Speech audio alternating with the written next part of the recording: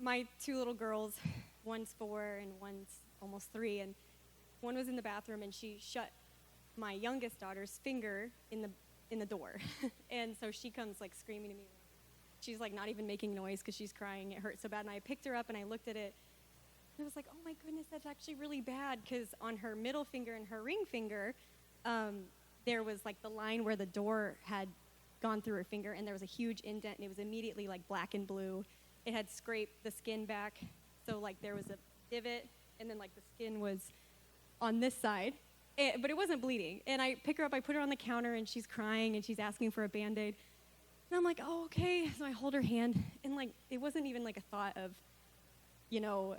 this is going to be some miraculous like healing or whatever.